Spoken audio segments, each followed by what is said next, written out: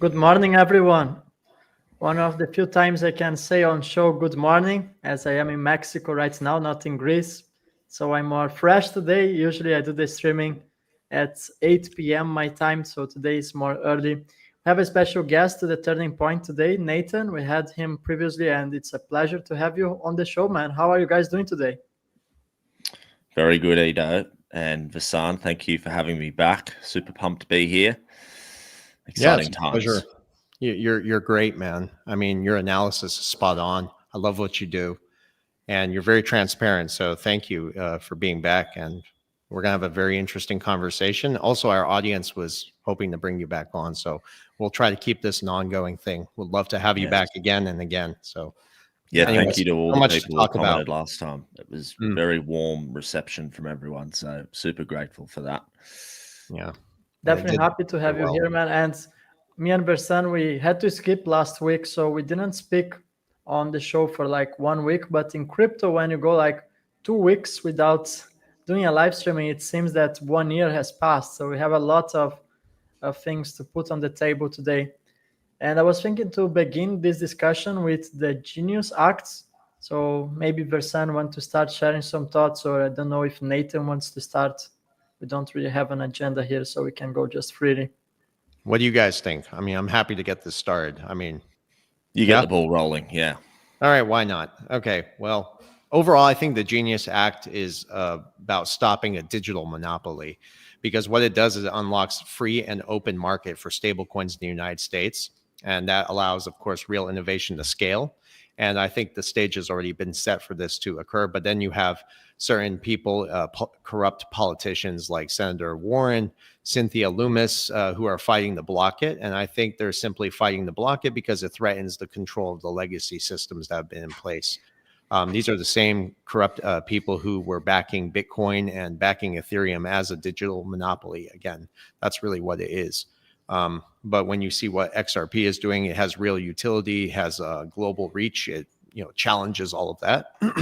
And I also like to think about the timeline about XRP, and I'm writing an article on the genesis of it, just to give people an overall view about how it came into fruition and where it was going, anyways. But even back in 2018, let me pull this up real quick. This is a tweet I put out yesterday, just to give people some insight. This is from 2018, and Bitcoin, I'm sorry, was number one. Ethereum was number three at the time.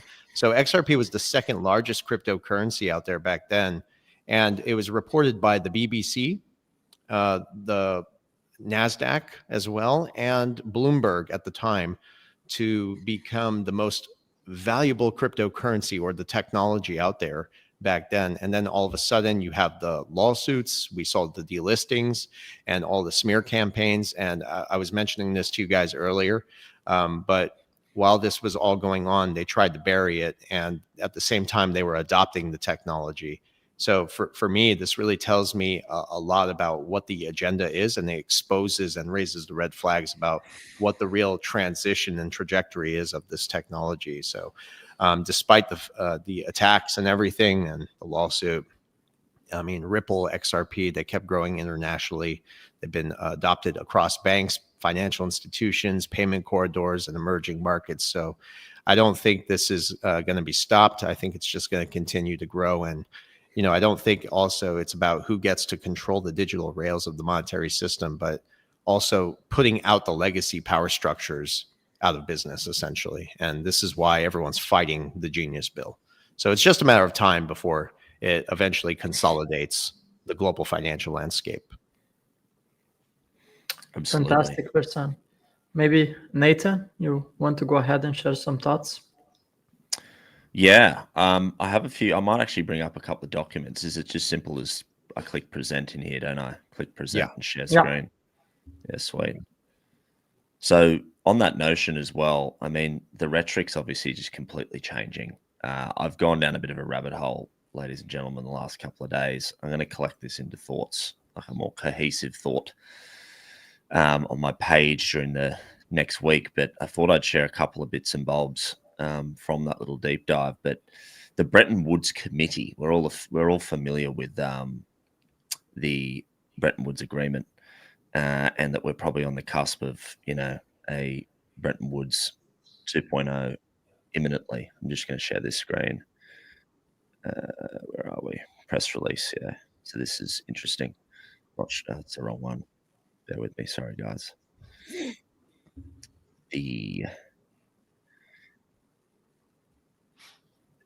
There we go.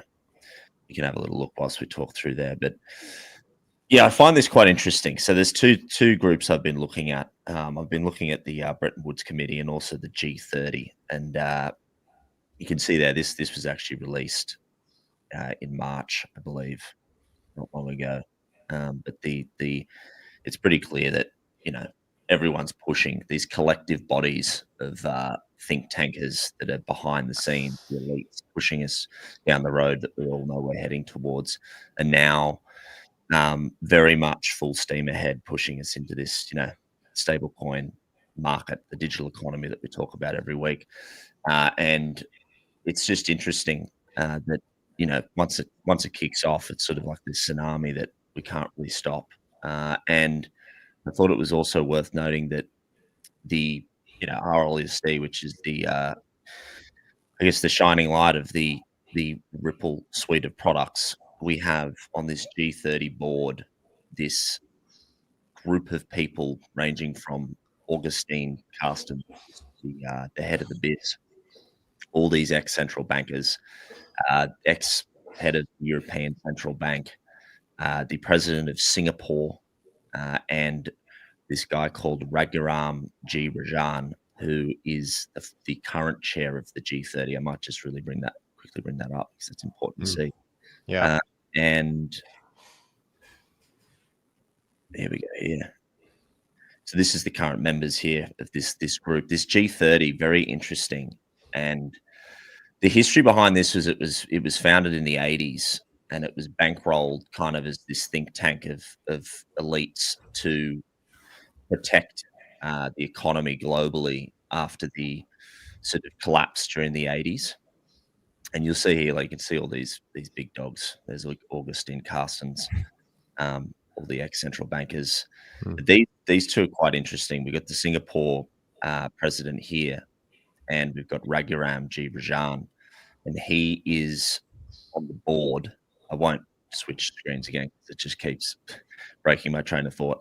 But he is on the board of the advisory board of RLUSD, recently added. You can find that on the website. So what I'm trying to connect here is there's this elaborate network, as you guys always so eloquently put it, that are at play here, and nothing coincidence. Another little add-on here that I think is really worth noting is lots of people think that they've just installed that new Prime Minister in Canada, Mark Carney, just by, chance, or he's some numpty like Trudeau. That couldn't be further from the case. He's very pro-innovation, very pro-stablecoin, and certainly very pro-moving us down the road that we talk about. You'll see there he was also a former chair of this committee, this group of 30 on the right. And what is super interesting is that the group of 30, as mentioned, when it was founded, it was actually bankrolled by the Rockefeller Foundation. And the Rockefeller Foundation, as we know, has got heavy ties to Ripple through all the research that's been uncovered over the last, few years, especially by you guys and other workers in the space.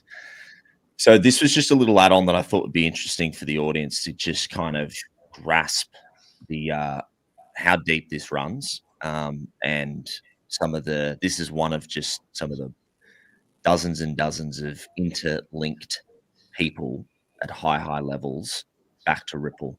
I'd like to shout out to 24 Hours of Crypto as well, who actually found a lot of this documentation and supporting material. So he does great work. No one knows who the bloke is, but he does a terrific job of finding some of these weird links and documents. So yeah, I just thought that was worth mentioning, and basically just prefacing this whole Genius Act and this stablecoin conversation with the fact that nothing is obviously chance. This is all heavily coordinated, and the push we see in the US now is really making up for lost time, in my opinion, as they've lagged behind the groups that have been well and truly in testing for a long time now, and you guys have obviously covered that extensively. So that's my 2 cents on where and why we're heading, and the deep-rooted nature of it all. No, we really appreciate that insight. Thank you for sharing that. And yes, I mean, this is really entrenched into the legacy power structures. That's sometimes what I argue with people within this community. They think the deep state's being completely neutered. And I'll be honest with you, Edo and I, we don't agree with that, because you could see how they're playing both sides still. And the thing is, you have to dig deep enough, like what you just did over there, to reveal the real figures behind all of this. And they're still entrenched into all of it. Sorry, Edo, please, you want to say something? It's definitely a multi-generational plan. And of course, we can get rich of crypto. I did a lot of money myself, but it's also an attack against humanity when we understand that the global elites are taking power of the entire financial system, the global researchers, and they're going to use blockchain technology. And let me add something about the Genius Act. So that's actually going to force and guarantee that stablecoins like real stablecoin and USDC are going to be fully backed by bonds, treasuries, and perhaps in the future, gold can have perhaps a return to the Bretton Woods system integrating blockchain technology. I think that's very relevant, and I love how he brought that to the discussion. I think you did a video on that, Nathan, about gold-backed stablecoins and digital assets a couple of days ago. And if we really think about what is the Genius Act about, what are the two main companies in the United States that have issued stablecoins? Well, one is Circle. The second one is Ripple. So we have the two main stablecoins there for the future, USDC and real stablecoin. Considering that Ripple is planning to acquire Circle, you can start to connect the dots and understand what's about to happen next.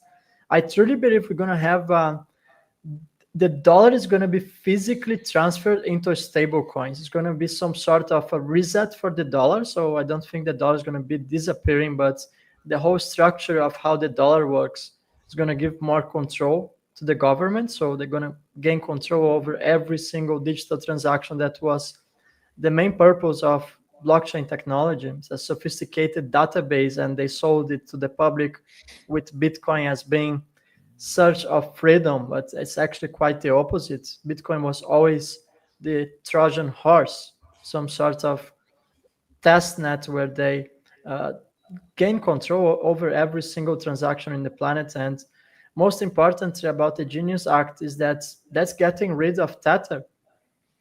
And I want to bring something here to the screen. I have shared one time the white paper of Tether on the turning point, but I truly believe it's more relevant than ever that everyone understands what's about to unfold with Tether. So this is page 10 of Tether white paper. So for the ones that don't know, it's USDT. And here is some of the implementation weaknesses. So they write here, and I'm going to quote it ipsis literis. So exactly as it's written here. We understand that our implementation doesn't immediately create a fully trustless cryptocurrency system, mainly because users must trust Tether and our corresponding legacy banking institutions to the custodian of the reserve assets. So here they actually explain what are some of the problems with this company, and here it's very unique. So on page 10 you have, we could go bankrupt. That's very interesting to actually display on the white paper, right? Number 2 is that our bank could go insolvent. Okay. Number 3, our bank could freeze or confiscate the funds. And number 4, we could abscond with the reserve funds. That's the best part. So I'm not a native English speaker by default, but when I start to research truly what it really means to abscond, well, if you don't, if you are not, if your mother tongue is not English, well, you should do some research on the meaning of abscond. But it really means they can disappear with the customer funds. So you literally have on the white paper, they telling you what can happen in the future with Tether, and considering that before Mica was even fully implemented, I'm talking about Europe now, before it was fully implemented in Europe, you already had Tether actually acknowledging that they would not be compliant with the regulation here. And right now, with the Genius Act that they will force and guarantee that stablecoins have to be backed by bonds, treasuries, and bills, you can be sure that there will be no business for Tether in America. And they knew that way before. I mean, they have been fined by the CTFC in over, I think, $80 million because they were not backed one-to-one to US dollars. So what happens to the crypto space when Tether's dominance starts to fade away? What are going to be the consequences? Well, my speculation is that real stablecoin is going to absorb a huge fraction of Tether's market cap. And the second big question is what's going to happen to Bitcoin's price when that event unfolds. So it's not even a matter of when it's going to happen. That's already in course. Now, I really don't have the answer if we're going to have a huge black swan event that's going to wipe out USDT. And the other possibility is that that transformation is going to happen gradually, and we're not going to suffer a huge black swan event that can perhaps be that's really the turning point moments on the crypto space when we have the real switch to global utility liquidity provider assets that are going to dominate the markets instead of the old outdated Bitcoin technology that's highly tied to Tether. So I think the Genius Act, I don't really see it as good or bad. I just see it as a reset, not only for the US dollar, but for the entire crypto ecosystem. That's how I see it's going to play out. And well, you guys want to make some extra comments on that? I mean, there's so much to break down on what you said, and I'm going to work my way backwards. We'll start with Bitcoin, and then we'll go back to the stablecoin gold thing, because you guys hit the nail. But first of all, if you look at Bitcoin, all the price action that you see there, it looks impressive on the surface. But when you really begin to research behind the mechanism, what keeps it going, it's deeply flawed, and that's artificially inflated. And you can easily trace this back to Tether minting and recycling capital. So it's not organic market demand what you see Bitcoin's prices. We now know Bitcoin just hit $112,000. And anything that comes in the future, you have to ask, is this real capital or is it synthetic liquidity? Because, you know, if you look at the latter, then you would say those inflows can easily unwind just as fast as they can inflate it, right? So that's why I don't think Bitcoin is still a reliable foundation for a global financial reset or any networks. It's being set up to fail. It's just the matter of when is that going to happen. I don't know if you guys saw the article about the new quantum computer. They're saying that, I think you, Nathan, you need to do something on this. All right. It's this new quantum computer that could potentially hack Bitcoin, and the narrative is already being put out there. So it's just interesting, you know, but at the same time, I just don't, I've studied the revolving door between Tether, the US bond market, and the artificially inflated Bitcoin price. And I can guarantee you I'm onto something there. Essentially, the BRICS nations are offsetting the bonds. They're selling their bonds, and somebody has to buy whatever someone's selling. And that's why the Federal Reserve, even last week at the bond sale that did terrible, they got involved. They did not share this publicly, but essentially they're having to prop it up by themselves. And what they're doing is just buying time for the inevitable catalyst where a real collapse is going to happen. And then when you tie this into the whole stablecoin thing, that's the bigger story, in my opinion. What's really unfolding behind the scenes, and something we've talked about on this podcast so many times, is the Bank for International Settlements. I call them the BS, the bullshit. They are the central banks who reclassified gold as a tier 1 asset class. They did not inform the public. They did not make headline news. And this is because it's nefariousness. They're trying to keep it quiet so they can forerun you on it, right? They don't want you to have access to it. So what it really does is it changes the landscape of where this is all going. And since the reclassification of gold, hence to your video, Nathan, is central banks have been buying gold at record levels. And this buildup indicates that they're going to integrate gold back into the monetary system. And that's why you have the discussion of a gold reevaluation. And then on top of that, for those who say Trump is bringing in a golden age, let's be realistic about this. President Trump actually holds the executive authority to revalue the gold price. This is exactly what they did in 1933 when they revalued the gold price and confiscated gold under President Roosevelt, which essentially reset America's monetary system. So this could easily happen again. And we just have to ask ourselves the honest question and even speculate. I think speculation is healthy because it becomes too late then. What if they do reset the gold price, right? And then you start to follow what the Treasury Department is doing with RLUSD. If you listen to Judy Shelton and the Trump administration and Scott Bessent talking about realigning the Bretton Woods moment, bringing gold back into the infrastructure, then that means the US Treasury can be tokenize the debt, and they could back the Treasury with gold. And with a reevaluation, that's how you create that hybridized system that stabilizes the currency and maintains the liquidity needed to finance the government. So essentially, you're solving a lot of the issues there, but that could be your level playing field. So it's just not far-fetched when you start to cross-reference the research. You know what I mean? Yeah. Couldn't agree more. It's a lot of information, I know.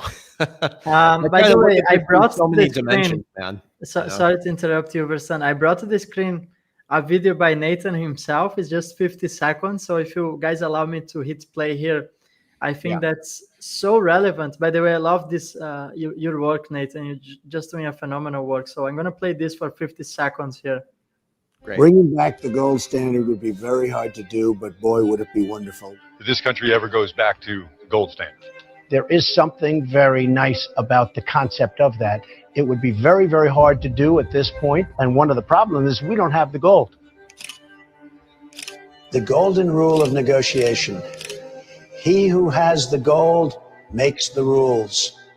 We're also going to Fort Knox. I'm going to go with Elon because we want to see if the gold is still there. If this wasn't enough, I've been telling you for ages now, the gold accumulation is at astronomical record highs. Look at the data from December through to March this year. Gold price per ounce is going higher and higher and higher. The new financial system is coming. Gold will be at the center of it. Incredible, man. Go support Nathan, everyone. Links in the description below. I mean, he makes it very digestible. And that's the mission. Phenomenal job. Congratulations for that, Nathan. We really appreciate the information, man. Yeah, no, we've got to bring as many people into the consciousness of this as possible. And I think, it's good to play a small role in it. And Versan, you hit the nail on the head there. I think, look, that little snippet you guys would have seen is really just it's a condensed amalgam of everything Versan said and a lot of thoughts over a number of weeks. But Gold and Silver Channel, YouTube, shout out to them. He found a couple of those clips that I used there. Also a very good thinker. So be sure to check that guy out if you haven't already. But there's to me it's pretty clear when you look at we talked about this last time, the language choices and the breadcrumbs that are in plain sight that don't often get connected. Some people would easily counter and go, "Oh, why would you listen to what Trump's saying?" Well, Trump has never sat in a press conference and said explicitly that they're going to use gold to save the economy. Why would he do that? Even Bessent. I mean, Bessent hints at the fact, the Treasury Secretary, that the gold's going to play an important role, but no one has really connected the dots on that front. But when you map it into that sort of succinct fashion that I showed you there, this is something that's clearly been at the forefront of his mind. He's not a dumb operator for a long, long time. This was back in 2016 where you saw a lot of that footage.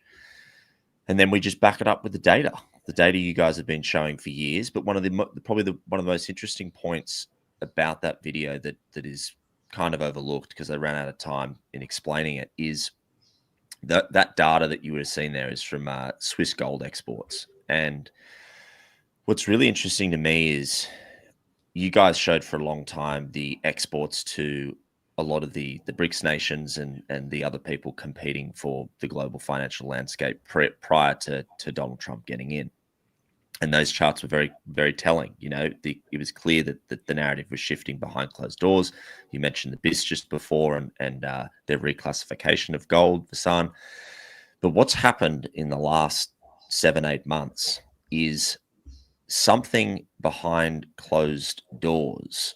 A negotiation tactic has been implemented by Trump and his administration to the majority exporters across Europe into the US, because the inflows to other nations has been completely stifled.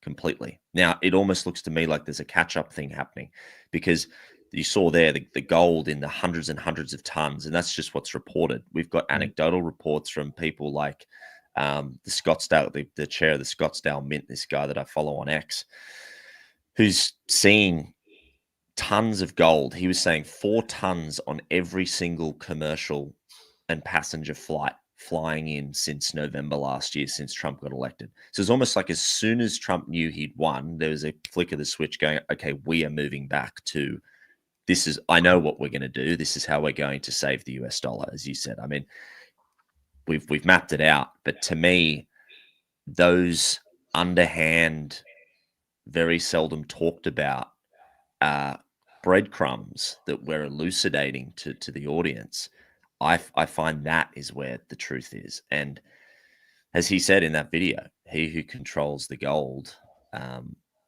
controls the narrative, basically. So yeah, that'd be my 2 cents on the summary of it all. It's very solid. I mean, if you even check out the Basel III regulations, which force the central banks to have, and these institutions to have and back their assets with real value, they're talking about gold. But then you ask the question, but as we move into a digital economy, physical gold becomes inefficient, right? So that's where I think the digital infrastructure comes in. But there is sufficient evidence that we are accumulating gold now more than ever. And I think what we're doing is trying to buy time with the RLUSD and, with just the current traditional mechanisms kicking the can down the road, inflating the currency away. And that's what we're going to see, I think, for the rest of the year, as a lot of these technological developments continue to evolve and get more integrated into the system before, of course, the end game, which is mass implementation of this technology. And that's why we always talk a lot about XRP here. Even David Schwartz said once, and I don't like to quote the CTO of Ripple, but he considered XRP to be digital gold that you can move instantly. I don't think he said that out of line. It's a signal, kind of like a lot of the other signals that you're indicating to.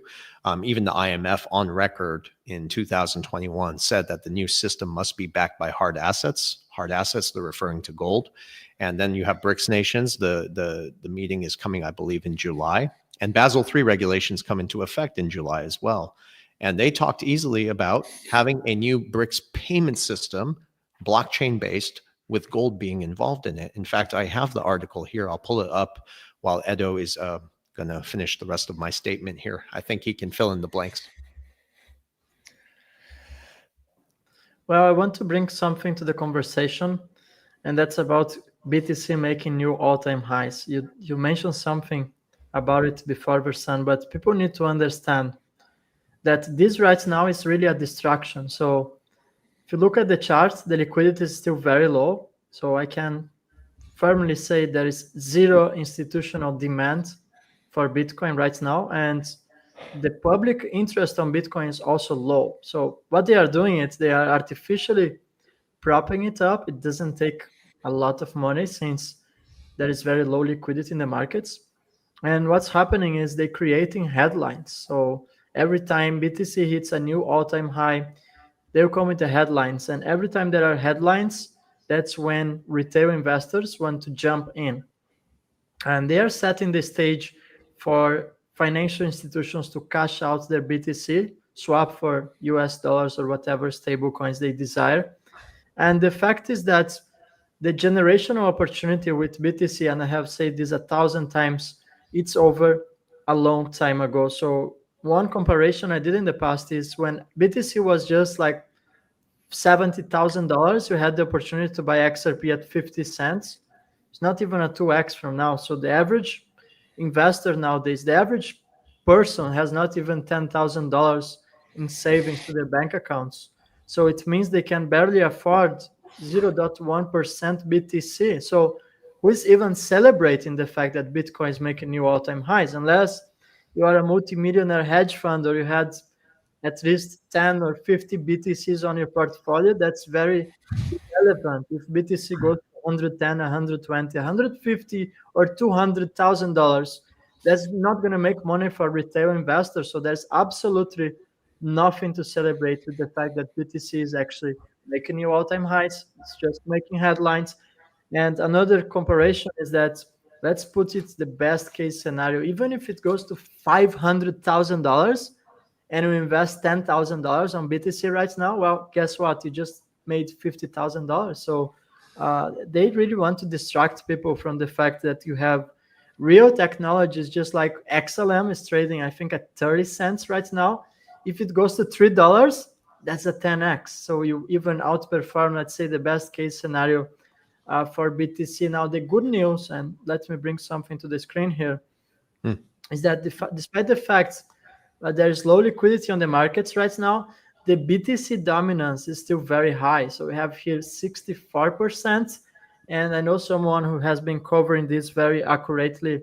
It's Vandel. Unfortunately, he's not on the show today. Would love to him to come over and talk more about the BTC dominance. But looking at the previous cycles, and this is what I want to pass on to our audience today, is usually when BTC dominance decreases to, let's say, 40% or 35% is when the alt season really takes place. And this year, particularly, something very interesting has happened, which we had XRP to make a 500% increase on its price without BTC dominance to drop substantially. So despite the fact there's still low liquidity on the overall crypto markets, there is so much gasoline for XRP, for example, considering that we still have BTC dominance at 64%. And I think it will really set a new timeline for crypto. I don't think in the future we're going to have the traditional BTC dominance playing out. I think we're going to have a decouple from the real technologies. The underlying infrastructure of the new financial system is going to work 100% independently from Bitcoin. But for this cycle, that's still a valid point that we should be watching right now. So the long story short here, we have a lot of gasoline on the fire for the assets that are going to play a pivotal role on the new financial system. Versan, you have something on the screen. I think that's the dual tango that you have there, if I recognize from far. Well, yeah, real quick, just very briefly, and I did want to touch on the Bitcoin dominance thing. Yeah, please go ahead. I'll be happy to explain I can what bring my it brother... back on stage here, the charts. Sure. So this article here is from 2016. I will send it to you, Nathan. Maybe you can do a video on it yourself. I think it would be great for your audience. But this is from 2016. It's from the Atlantic Press Council, who covered the Central Bank of Russia. And they openly talk here, and I'll kind of like read it out for people. The devil's always in the detail. That Ripple platform could be considered. When they say Ripple platform, they're referring to RippleNet. Could be used as the basis for starting work on creating the system of cross-border settlements. And they mentioned, of course, using the XRP for liquidity currency pairs, the equivalent of it. So that's good. And basically what they're saying here is this new blockchain payment system that they're referring to, which will be discussed in the BRICS meeting, is something to do with the ledger itself. So the technology was built on the ledger, which is pretty impressive. So that's where I think this is all going. And we can look at BRICS nations, central banks, they all have confirmation and relationships by adopting RippleNet. And that RippleNet, of course, enables them to use the XRP to move value. This is all, there's a time and place for XRP, in my opinion. For those who have been in this space from the early days, it's taken a few years for us to see price action, but there's no doubt it's being suppressed. There are smear campaigns around it. We know how they're playing this freaking game. So, you know, if you know what you hold, then you're going to be fine. But I encourage people to do more research into this stuff. Can you pull up the Bitcoin chart again? Yeah, let me share here. Present. Thank you. That is it.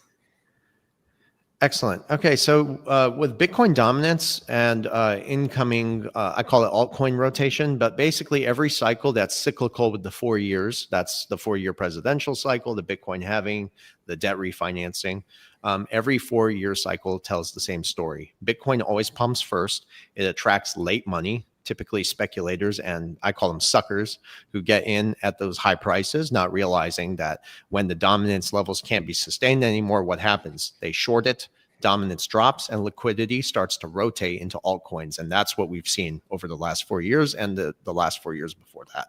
So history will show you the same pattern. And right now, money velocity at the same time, simultaneously with this Bitcoin dominance, whether it's peaked or if it's going to continue to peak, liquidity is already being prepared, like you said, Edo, for injection. The institutions are watching on the sidelines. They're waiting. Bitcoin dominance is either nearing its peak or not. but essentially it's going to roll over eventually, and it's going to trigger the altcoin run. This time, like, what is the difference, right? I think the market this time knows that projects with real world utility, and I think XRP being at the front of the pack, obviously, we're going to see some fear tactics around the controlled narratives to shake people out of positioning themselves. But overall, you're going to see a lot of these utility technologies take a higher stance this time in the next 4 years. Final thing I'll tell you is that when regulations are thoroughly in place, that's when you're going to see a decoupling, in my opinion. But until then, they are allowing regulations to stifle and just hang out there without actually implementing them, because they are depending on people to make mistakes. They are depending on exit liquidity. And that's exactly what this is going on here. So that's a very macro view of it, in my opinion. Thanks, Versan, for your thoughts. Nathan, please go ahead, man. Share your opinion on the BTC dominance or whatever you feel it's relevant. Yeah, I mean, there's been good commentary on this, even from a TA standpoint. I listened to the Market Sniper a fair bit. I know you guys have had him on the show. Guy, yeah, Francis Hunt. He shows a macro breakdown of BTC dominance into the 20s, like low 20s, even under 20% on a much, much higher, longer time frame. But on the fundamental level, I had a thought. I'd love to get you guys to dissect this, but one of the things that have been popping up a lot in my research is, and this would play into the narrative of a complete breakdown and decoupling, is actually still off the back of this central theme of the stablecoin unlock, which is imminent. And what I mean by that is that in its current form, right, all these stablecoins that have a few $100 billion market cap, USDC, Tether, whatever. We've got people, I can't remember their names, but there's this guy at JP Morgan that's been on a lot of videos, short clips that I've seen.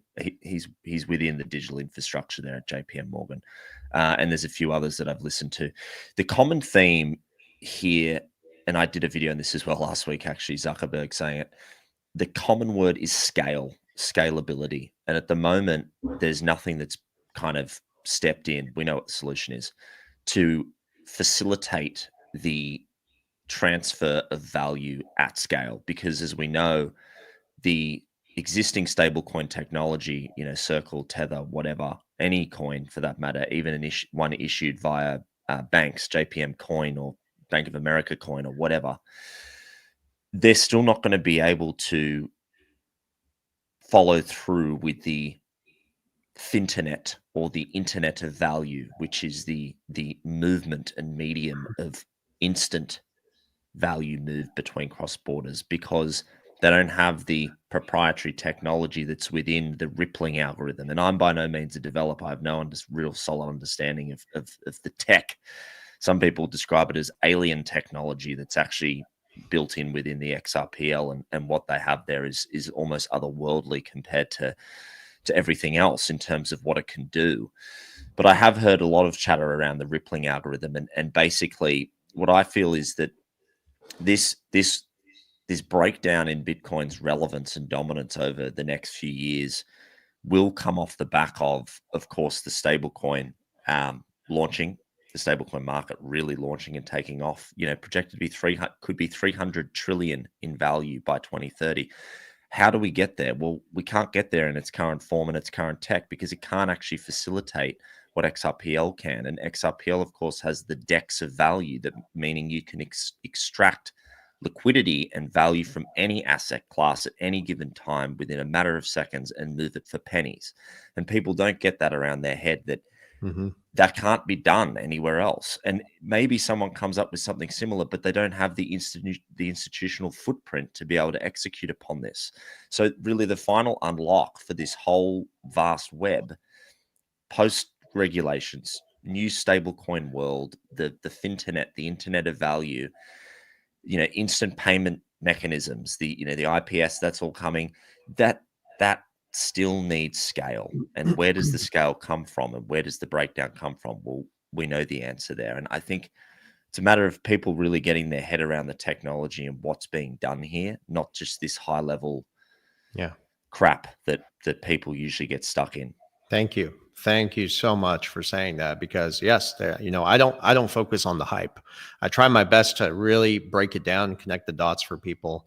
And if I may address a comment, guys, from here, somebody said that I once said that the price of XRP was set. And I did say that. And I think people, I made a video about this with Edo, where I actually clarified the statements. And I did make that statement in 2022. Over time, of course, I've learned more and understood how this is all playing out. But essentially, what I was trying to say to people is that the way I look at XRP as a price being set is because of the relationship it has with the International Monetary Fund, really. The IMF is the only institution out there that has the power to do something called an ESDR. That's a worst case scenario where they come out and say, this is electronic special drawing rights. We are creating a new reserve currency. They can actually do this. All right. Not probably the best way for this to unfold, but I treated it almost like, with that information, that this would be like a pre-IPO negotiation tactic in a sense, setting the foundation for a future of a digital asset and market value based on the derivatives, which is $700 something trillion, and it's probably more than that.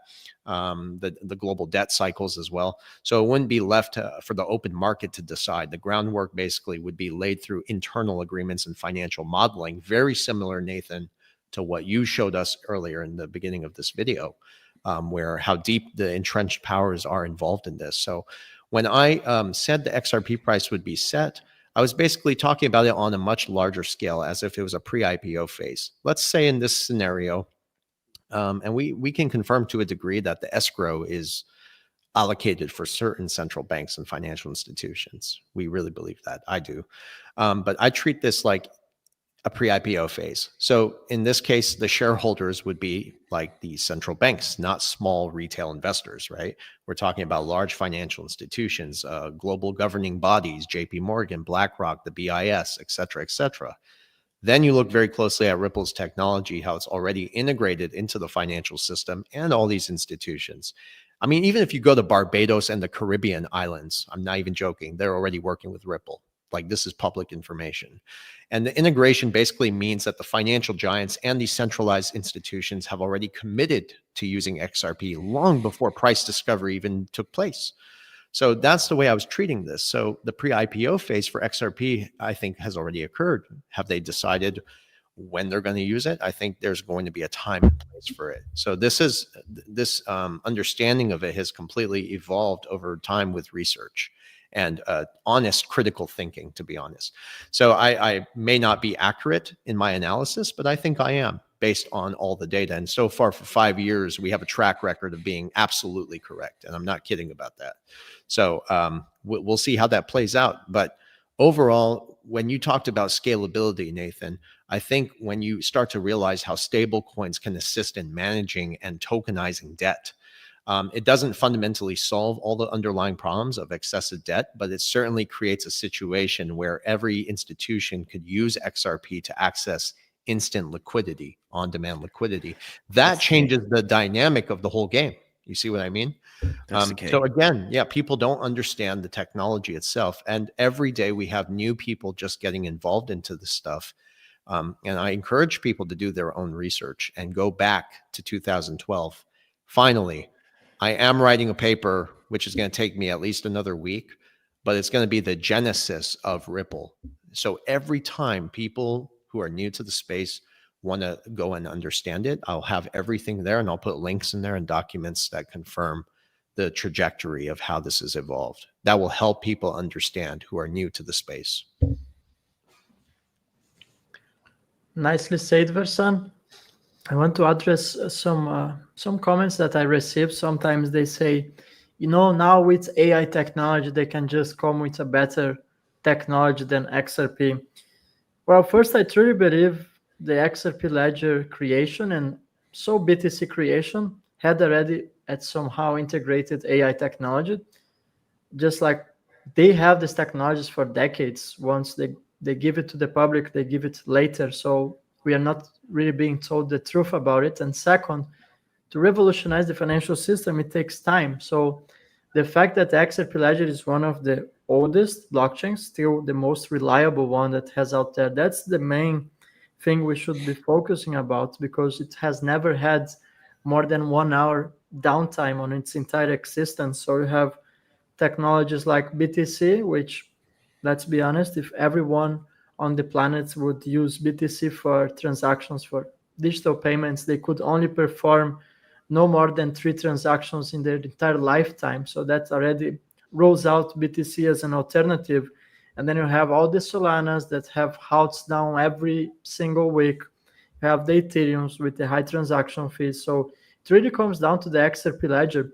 And right here I have a paper, which, by the way, back in 2020, I was really obsessed with research. So it was most of my time passing on researching documents. And I uncovered this one personally.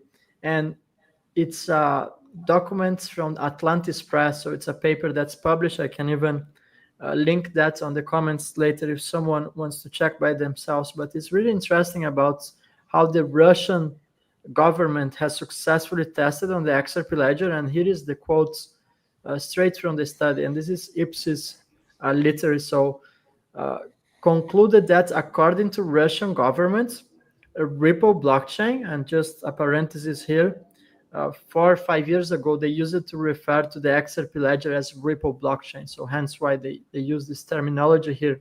So they say Ripple blockchain, or we can read that as the XRP ledger, has been chosen and preferred among other blockchains for storing key IC data and cross-border settlements. So that's from the Russian government utilizing Ripple's technology, which of course it's on the way to position XRP as a global reserve currency. That's what all of this is about. And now I want to come here with some riddle. Just a second. I'm not the riddle guy, but I found very interesting that a few love them riddles, man.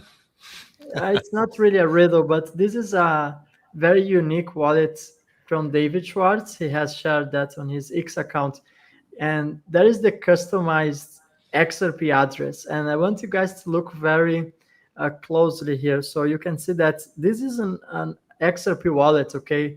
And he really included here, if you guys pay enough attention, it's written gold here.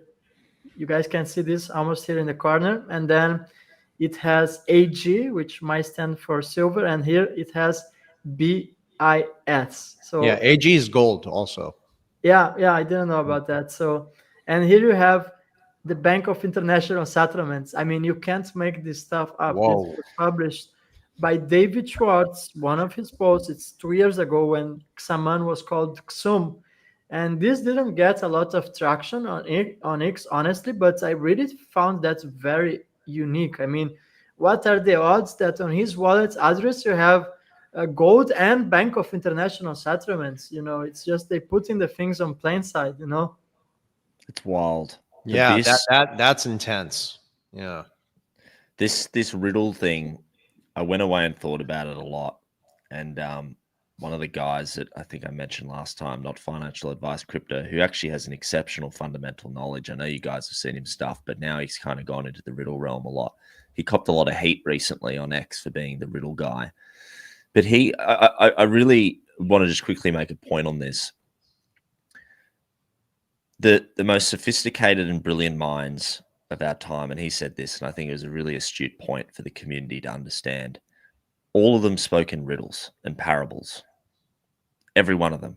Joel Katz, David here. A lot of his tweets are riddles. Like he's given hints weeks or days before major events have happened. Recently, of course, the lawsuit when he did that weirdly amazing AI Gary Gensler on the TV with the white towel over the TV with the Persian rug on the floor, and like I don't know how he's done that, but he's done that as a video riddle to hint at the fact that, you know, the white flag's been thrown by the SEC, Gary Gensler's gone, and of course it all ensued. That's one of hundreds of examples.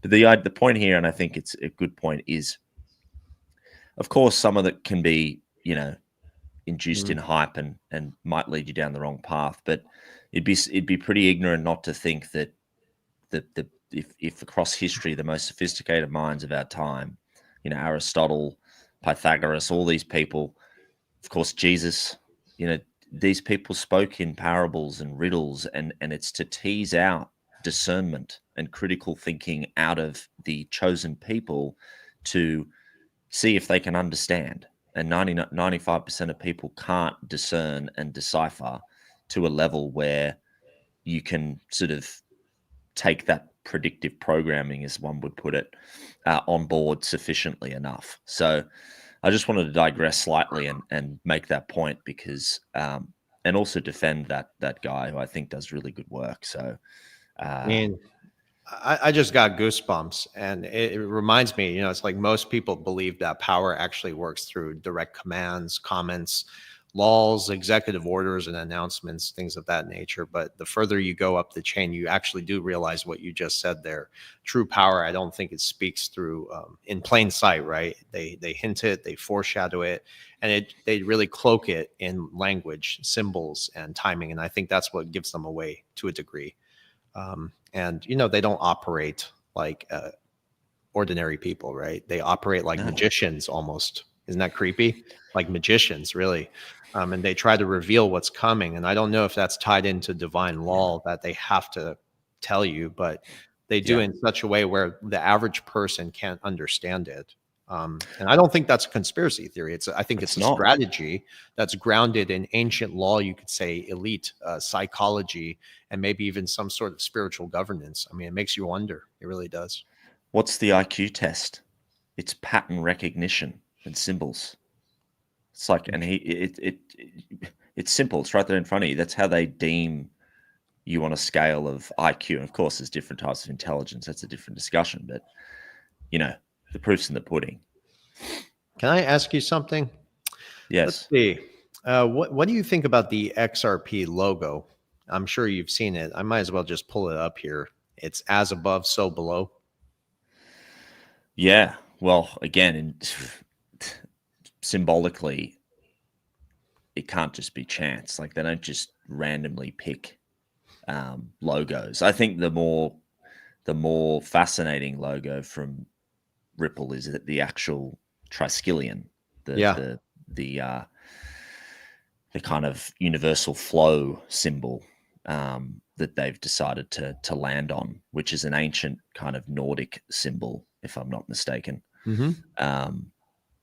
But yeah, and then of course it pops up in the matrix on the Metacortex building. You know, it's across all of the. It's sort of fashioned across Elon's X in X logo. You know, there's just too many weird. The Apple back of one of the iPhones recently had the inverted as above, so below X. You know, that robot company that recently launched has a very similar X logo.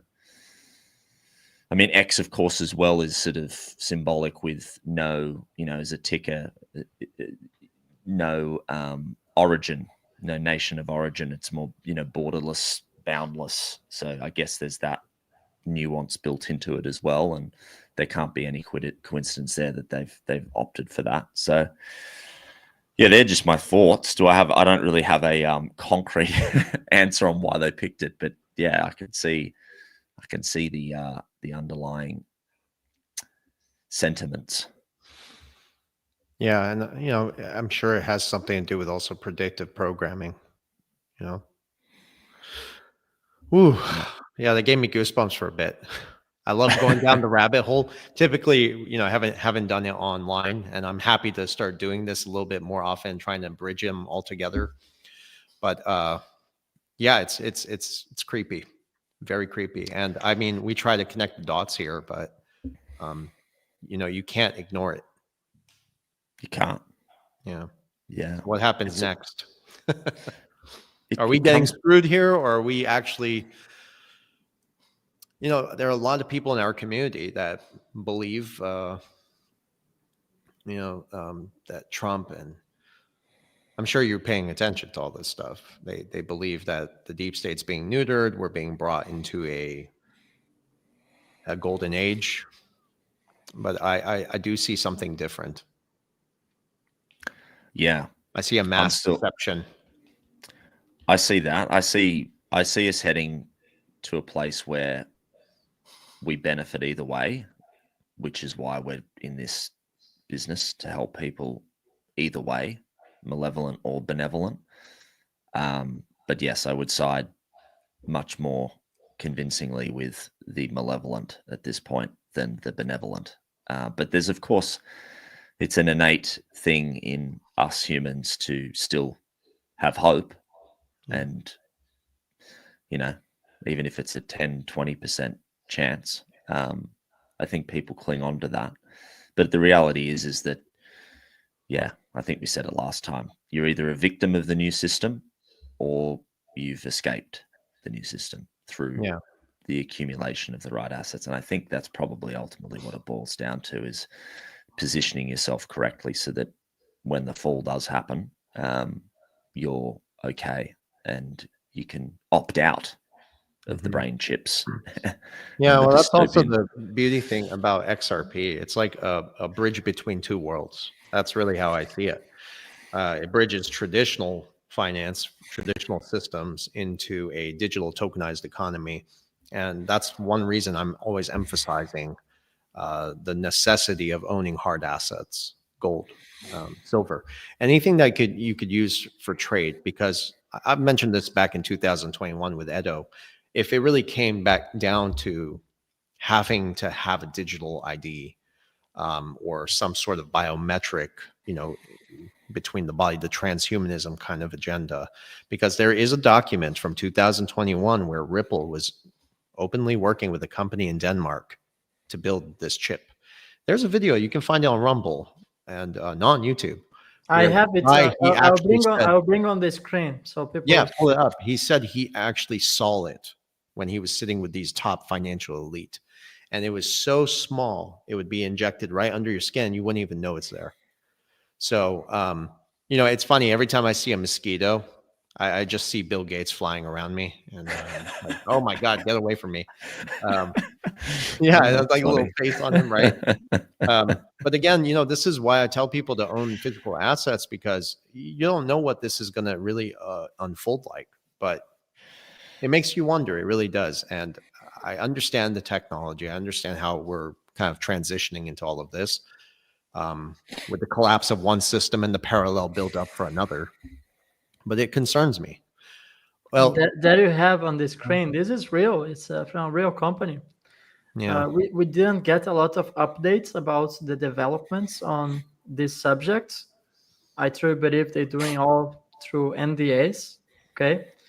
But this is from a real company. It came out in 2018 or 2019. It's called, you can do some research. It's called Bichip Microchip Implants. They had the Ripple payment system in their products. So it's very, very unique. Yeah. As we always say, you have to make a decision here. You want to be an early investor and build wealth out of cryptocurrencies, or inevitably you're going to become a late adopter, and there will not be a choice. I mean, there's no place in between. So either you understand this technology, prepare yourself, become your own central bank, we can call it as it is, or you're going to have been forced to use these types of technology, and they're going to leverage blockchain technology to control, create social norms, to all sorts of totalitarian control. That's going to happen in the next 5 to 10 years. I think even before. Yeah. But, either way, it's just really concerning. Even forget the technology as far as the digital assets. Digital money is already here. We've been using, most people don't even have cash, right? I have cash, even though I know it's becoming useless, because if I ever need the anonymity to purchase something, that's what I do. I mentioned this before. I buy a lot of my gold and silver in cash. And now that I shared that, hopefully, they don't bring that back onto me. But I get so concerned because even without chips, these cell phones, this is an extension of our digital self. If you think about it, your X page, your Instagram, this is how you communicate with the world. So for all we know, this could be the chip or the mark, right? Whatever you want to call it. Even on the Apple phone, you have the apple, that's the forbidden fruit, right? And it's not a conspiracy. This is that symbolism we were talking about. So, for me, I get so concerned, and I hate technology as much as I talk about it and worked in it in the past. But, I see a digital concentration camp being built around us. doubt. And that's what Edward Griffin talks about. He wrote the book Jekyll Island. Matthew Piepenburg is putting me in touch with him, which is great. So he might be coming on the show, and Jim Huge. Rickards as well. But I'm going to ask him these questions, man. Yeah. I'll get an answer. It's a tough one. I've been getting a real ramp up of questions actually from people in my DMs about this wrestle between why are you supporting a malevolent system versus the liberation Bitcoin movement. Well, that's obviously. comical. I know. And Comical. look, I hit him with the ABCs, but the more important point, not the Bitcoin point, because we all know the answer there, is the wrestle with why are we drawn so much to bringing people into this system that could, more than likely be quite a damaging system for the people on the wrong side of history. And I think, for me, I said it last time, it just comes back to God. I'm just so certain that God has led me to this place, and if he has, it means that his plan can't be questioned. We're ignorant and way too dumb to understand what his workings are, and whatever he has in store for this system, the mark of the beast. You just showed the mark of the beast. That could be the mark of the beast, Edo. That might be down the line. Of course, it's the brain chip. They say in the Bible, it's on the forehead or in the right hand, which is kind of coincidental. But yeah, it's a tough one to wrestle with. But I think it's just down to faith. You got to have faith that whatever happens, we're doing the right thing now, and we're trying to help people, and we can't question the plan, I guess. Yeah, beautifully said. It is interesting. The world is shifting towards a tokenized control grid, and artificial intelligence is slowly dominating all these systems, but it doesn't mean you have to lose your edge. Basically, you can still be a sovereign individual. I think the first way to do this is by thinking for yourself. I see some people who say, Versan, you're wrong. Grok said this. Well, why are you using Grok to think for you, right? I don't know, but don't rely on the technology. Kind of use it to enhance your model, maybe, but not depend on it. And this is the problem, even with young people, right? Yeah, So want to add, Versan, what AI is making, and I truly understood this, is that if you are intelligent, that's going to make you way smarter than you are. But if you are dumb, that's going to just leverage your stupidity, because now you're going to have AI to confirm on the way you ask questions. So you can go to ChatGPT or Grok and you can ask, give me 10 reasons why seed oils are healthy. And it will really convince you that you should be putting soy or sunflower oil to your body. So it's how you use the AI that's going to make a difference. You can use it for a good reason, or you can actually become dumber and get confirmations for things that are lies inherently programmed by the people in control. They're going to program the AI to actually make you even more dumb. So you have to really be paying attention on how you use AI. And that's what a lot of people are missing right now. And by the way, we are over 1 hour. There is one thing we forgot. I'm sorry. The whole time I'm seeing the comments, people are asking, what the hell's going on with Japan? We didn't even cover it. We didn't even cover it till the end, So I do have to, we have to talk very briefly about it. Is that okay, guys? Just absolutely. No. Yeah. 5 minutes. Otherwise, we clickbaited them. Yeah. They'd be filthy with that. Sorry, guys. Well, I put a tweet out the other day. It didn't get enough attention, which is fine. But I think overall, if you look at what's happening in Japan right now, I think it's one of the big topics. Andy Schectman was talking about it today on another podcast. Japan holds over $1 trillion in U.S. treasuries. And if you remember a few days ago, we had or a week ago, the downgrade of U.S. debt, right? And we still have the rising interest rates. Those are the narratives that they're selling. So essentially what's going to happen is that the bonds are going to start to become toxic in Japan of the 1 trillion. And if Japan starts dumping those bonds, what happens? You have a contagion. That's where you have a bond market crisis, right? And that also hits global liquidity and creates a liquidity crisis too. And this is where it gets interesting, though. If you go back to 2019, the SBI CEO of Japanese SBI CEO bank. He mentioned that every bank would use XRP by 2025. And I'm just asking myself, is this possibly the catalyst? What do you guys think? You go, Ida. Yeah, I always had the feeling that everything could begin in Asia, and I think that's not only about Japan. We have to not overlook what's happening in China as well. Have you been following what's happening in China with Evergrande, the real estate catastrophe that's happening in China, and that's tied to Tether as well? Yeah. So I think the Asia situation should not be overlooked. And I really think that SBI will have a pivotal role to the implementation of XRP. He has said that by 2025, every bank in Japan would to adopt XRP as a currency. So we might see some interesting developments there. What do you think, Nathan? Yeah, I mean, this is probably a little bit out of my scope of expertise, I'd say. But I mean, I remember sending through that message last week, Versan, on that guy that's blown up on X, who's been doing a lot of commentary around the bond market. Obviously, the 30-year bond yield, US, really high, Japan, all-time highs.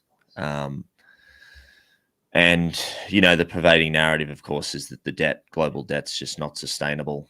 I just think it really boils back down to the simple things macroeconomically that, this system's just not sustainable. Confidence is at an all-time low. Clearly, the traditional means of offloading and, resetting on a more micro time frame is just not going to work or cut it anymore. And we're really just on the precipice of something, whether it's this, domino effect of bond market collapsing. Is it a GFC 2.0, but in a different light? Or is it a controlled demolition, which, you guys have talked about so eloquently in the past as well? We don't really know, but there has to be some sort of catalyst. And perhaps this is one, this is the catalyst. And it is quite interesting. I forgot about that, of course, the guy, the SBI CEO saying that 80% of Japanese banks will use XRP. Coincidence? I don't know. Yeah. It's very interesting. Well, finally, just to close it, maybe, as far as this whole topic about the Japanese bond, if you think about it, if every bank begins to use XRP in Japan, what they could do is free up the capital. Like we mentioned earlier, it gives them the access to liquidity, on-demand liquidity. That way they can avoid triggering a contagion that would spread across Asia and beyond, right? And even hit us in the US. And I think the other alternative here is very interesting too, because again, there are different ways to look at this. The US, since the US has dominated Japanese markets for a very long time with the whole carry trade and whatnot, the US can actually allow the Japanese to tokenize those treasuries via Ripple's RLUSD stablecoin. And that would basically give both nations a way out, but it would also preserve the US dominance over there in Asia. So either way, XRP is a win, basically. That's what I'm nicely saying. said, Versan. Yeah. Well, so we have over 5,000 people watching live. We're almost reaching 6,000 people. So I want to send a special thanks for the audience. I want to make a call. Drop your location in the comments. So that's going to boost the algorithm and we're going to reach more people with this live streaming. So I'm going to drop all the links for Nathan on the description of my video if you want to give him a follow on Instagram. And I have a last question I want to answer. Someone has been asking me a lot of times about Algorand. And just let me quickly, it's going to take me some 40 seconds to answer that, but it's one of the most undervalued blockchains in existence. I have done 4 or 5 videos about Algorand on my channel, so I invite you to check it out every time I do a video about Algorand so that I get to research what they are doing in real life. I just end up buying more Algo because it's extremely undervalued. It's basically the king of tokenization of real-world assets. They tokenizing even over 500,000 airline tickets on Algorand via TravelX. They also working with central banks, just like the XRP ledger. You have developments from the Cayman Islands. They building their currency on top of Algorand. So that's also something relevant to look when talking about institutional money on Algo. They also tokenize coffee beans. So I'm Italian, and there is this one of my favorite brands of coffee. It's called Lavazza. If you came to Europe, probably, and if you enjoy some good espresso, probably you know about Lavazza. So they also tokenizing coffee beans on Algorand. And most interestingly, since Algorand is live in 2019, not 29, there has been never one transaction that failed on Algorand's blockchain. So they have 100% of efficiency. So it's huge. I truly believe everyone should be actually doing some research on Algorand. And as far as the price is extremely undervalued, it's like, I think it's at 22 cents. And I remember in the previous bull run, it was trading above $1.50 for like weeks, if not months. So I'm even used to see Algo at higher prices. I think it's one of the debt coins that didn't have a run on this cycle, and I think the future is very bright for Algo. So from my side, that's everything. You want to share some final thoughts, Versan and Nathan? I'll let Nathan go first. Oh, I mean, yeah, nothing on Algo. Well said, Ito. Just grateful to be here again and getting to know you guys better offline, and really exciting to just be able to spread the good word, I guess, and the good work that we're all doing. I'm very excited. I'm meeting Ito soon for all the listeners over in Greece. So you'll probably see some content of us two together, and I really hope to shoot some content. It's very interesting, you know. I don't know yet, Versan, if you will meet. I'm going to the United States next week, so hopefully I'm gonna meet Versan there. Maybe we're gonna shoot some content, and then in 2 weeks, about Vegas, right? Yeah. Did And you see those guys who got kidnapped though? Yeah, man, that's something we have to be careful about. Kidnaps and this sort of events are happening a lot in crypto, so I don't encourage anyone to disclose their location like on live. If you're putting a story on Instagram, give some time between the time you are on the place and to reveal your location. Be careful with revealing how much crypto you hold. You know, there is a lot of kidnaps happening in crypto. In Paris, we had someone, not even the CEO of a crypto company, but someone of his family was dragged down in the street. They tried to kidnap, I think, the daughter. Yeah. There was a kidnap in Vegas, and there was one in New York City. So everyone should be very careful about this situation. Yeah. You just got to be very careful. And, you know, I wonder how many people are going to be waiting outside of XRP Vegas. I'm just kidding. But I'm going to be very careful. Anyways, my final thoughts, man. First of all, Nathan, I love having you here. You're terrific. You know, it's just such a pleasure to connect with somebody who thinks very similar to how we do, and also filters out all the bullshit. We don't like that stuff here. And you got to meet my brother. You got to meet David. So I'll try to make a trip to as well. Yeah. Thank you kindly. Yeah. Yeah. Try to make a trip out to Greece and join you guys. I can afford it. What the hell? Yes, that'd be awesome. Yeah. So good. And final thoughts to the audience. You know, I want to clarify that no strategy is going to be perfect, and we can all agree on this, but I think the sovereignty that we're fighting for here obviously begins with the awareness, and that's why we have these conversations. So all our listeners here have already taken that step, including ourselves. So from whatever happens from here on out, whether things get aggressive in the financial landscape or not, you're not alone. We're in this together. So just stay grounded and stay clear and ignore all the noise, and, you know, don't forget to protect your inner peace.